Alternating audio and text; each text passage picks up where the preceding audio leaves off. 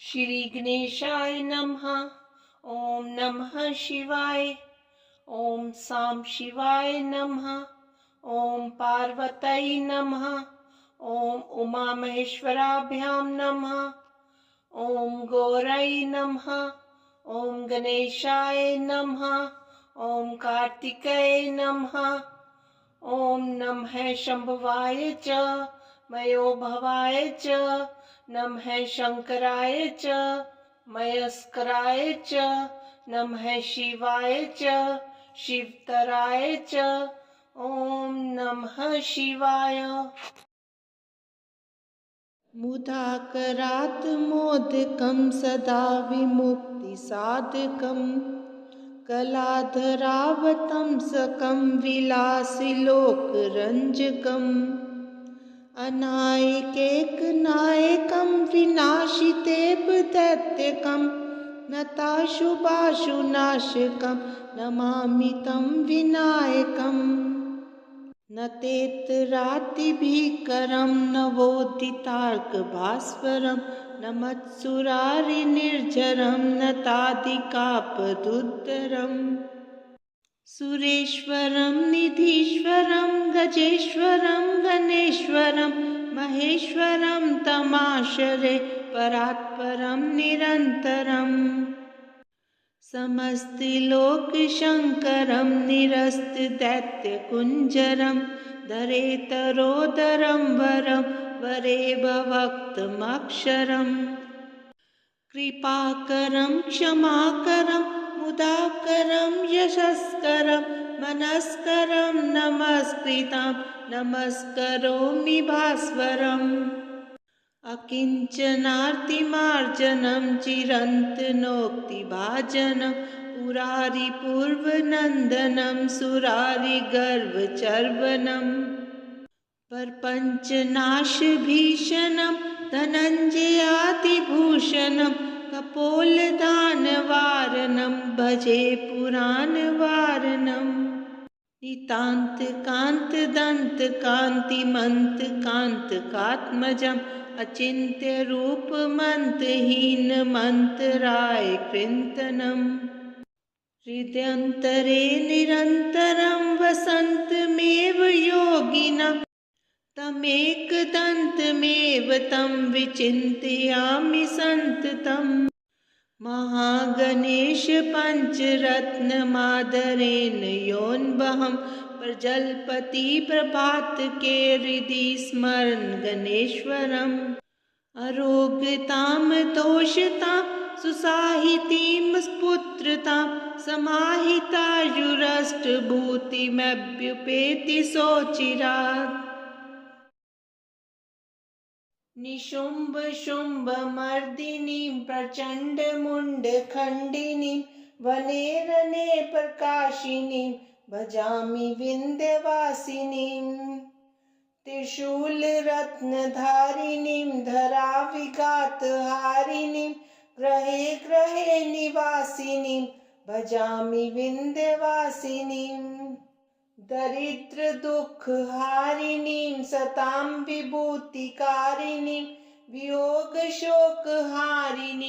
भजामि विन्ध्यवासिनीं लसत्सुलोललोचनां लतां सदा वरप्रदां कपालशूलधारिणीं भजामि विन्ध्यवासिनीं करे मुदा गदाधरां शिवां शिवप्रदायिनीं वरावराननां शुभां भजामि विन्ध्यवासिनीं ऋषीन्द्रजामिनप्रदातिर्दास्यरूपधारिणीं जले स्थले निवासिनीं भजामि विन्ध्यवासिनीं विशिष्टसृष्टिकारिणीं विशालरूपधारिणीं महोदरां विशालिनीं भजामि विन्ध्यवासिनीं पुरन्दरादिसेवितां मुरादिवंशखण्डिनीं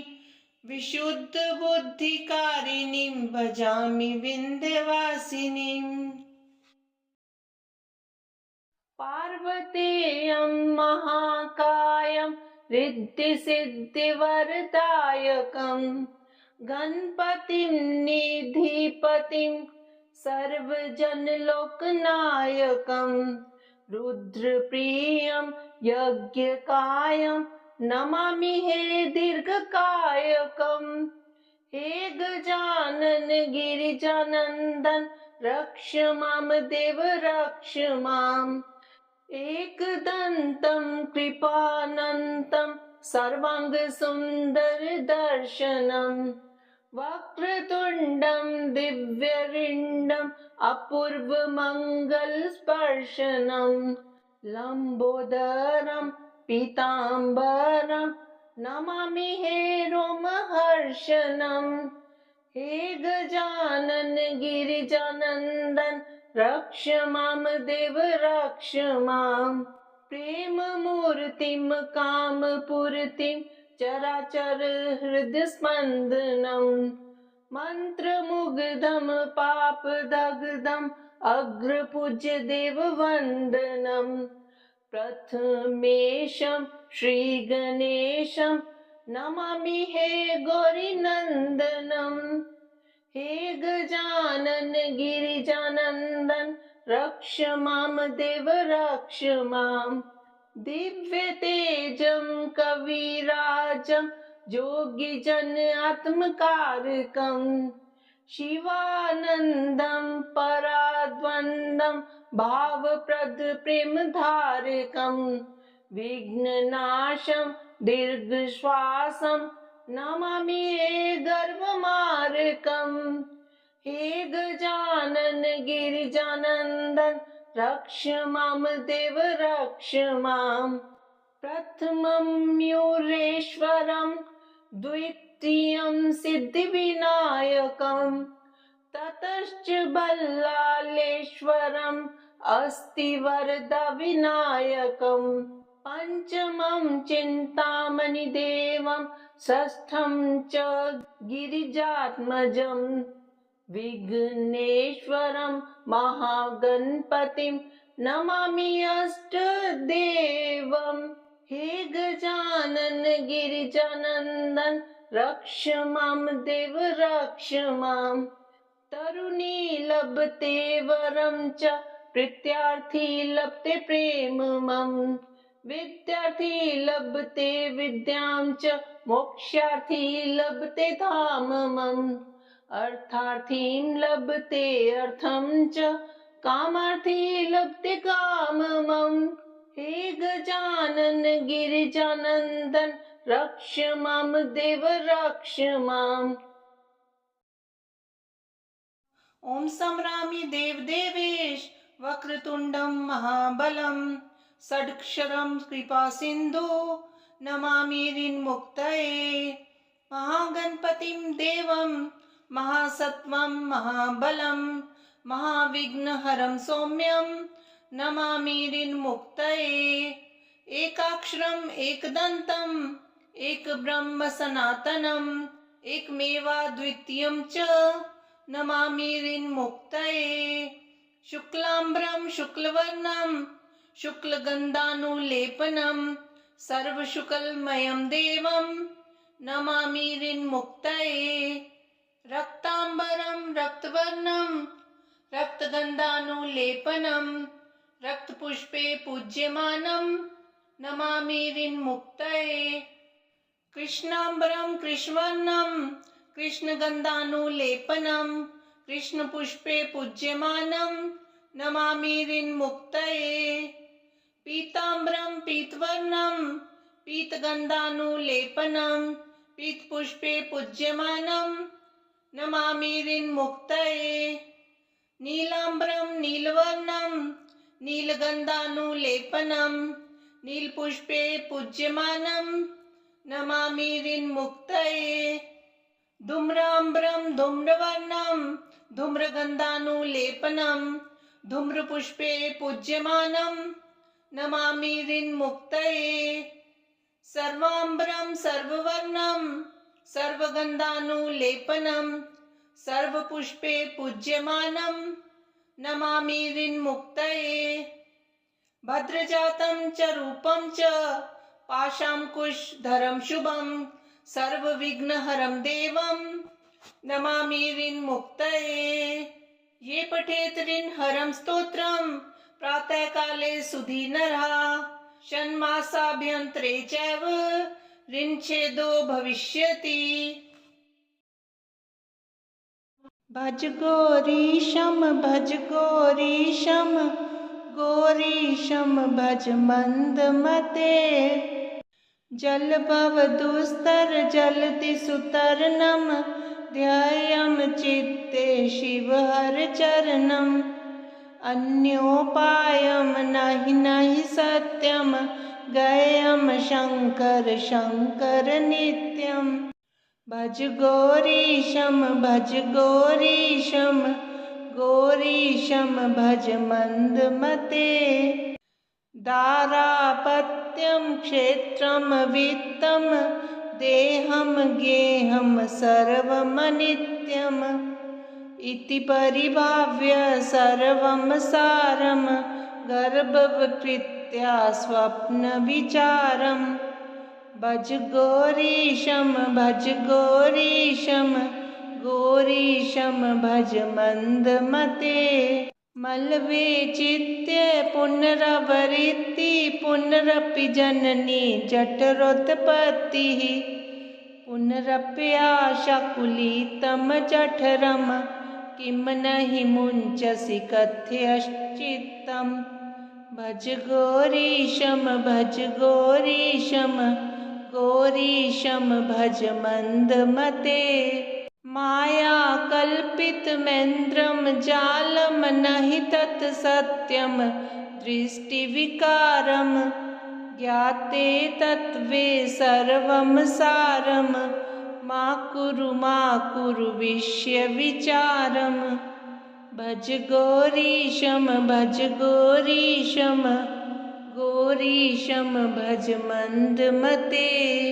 रज्जो सर्प ब्रह्मणारोपस्तद्वद् ब्रह्मणि जगदारोपः। मिथ्या माया मोहविकारं मनसि विचारेय बारं बारम्। भज गौरीशं गौरीशं भज मन्दमते।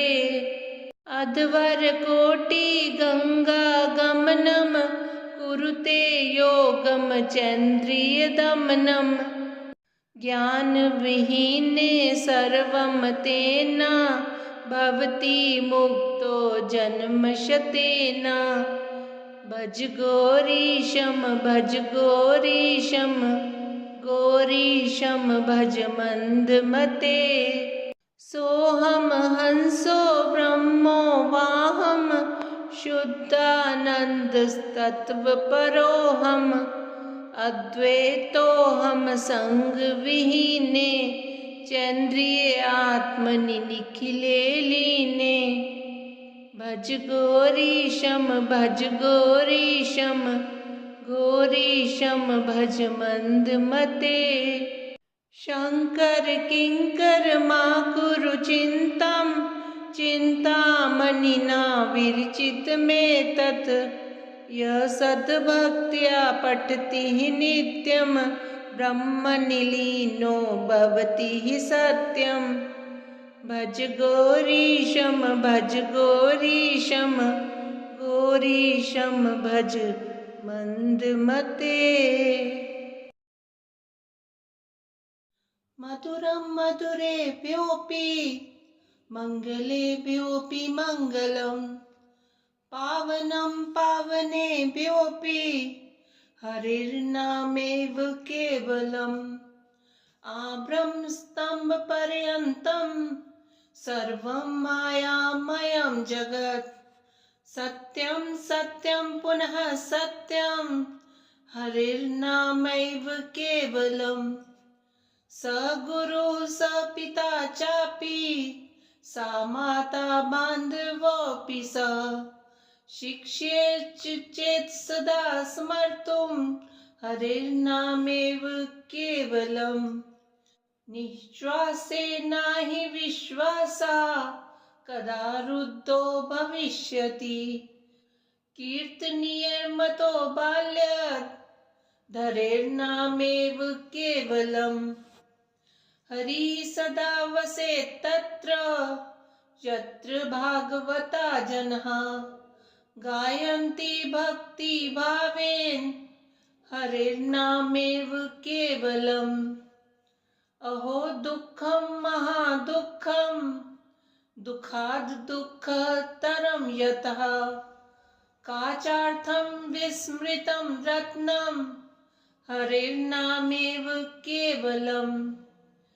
दीयतां दीयतां कर्णो नीयतां नीयतां वचः गीयतां गीयतां नित्यं हरेर्नामेव केवलम्। त्रिणीकृत्य जगत् सर्वं राजते सकलोपरि चिदानन्दमयं शुद्धं हरेर्नामेव केवलम्। अधीरं मधुरं वदनं मधुरं नयनं मधुरं हसितं मधुरं हृदयं मधुरं गमनं मधुरं मधुराधिपतेरखिलं मधुरं वचनं मधुरं चरितं मधुरं वसनं मधुरं वलितं मधुरं चलितं मधुरं भ्रमितं मधुरं मधुराधिपतेरखिलं मधुरम्। वेणुर्मधुरो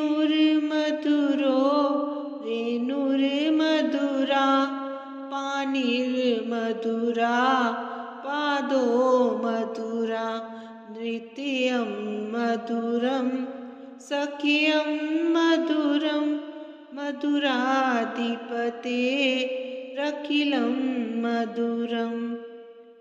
गीतं मधुरं पीतं मधुरं भुक्तं मधुरं सुप्तं मधुरं रूपं मधुरं तिलकं मधुरं मधुराधिपतेरखिलं मधुरम्।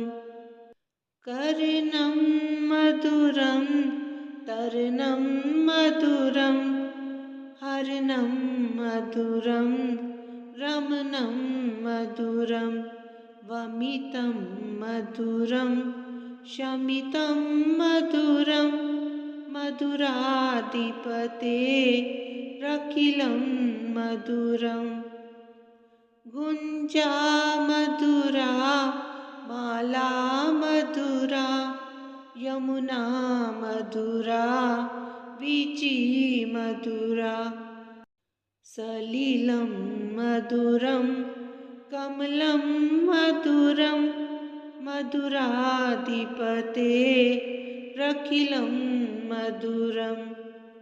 गोपी मधुरा लीला मधुरा युक्तं मधुरं मुक्तं मधुरं दृष्टं मधुरं शिष्टं मधुरं मधुराधिपतेरखिलं मधुरम्।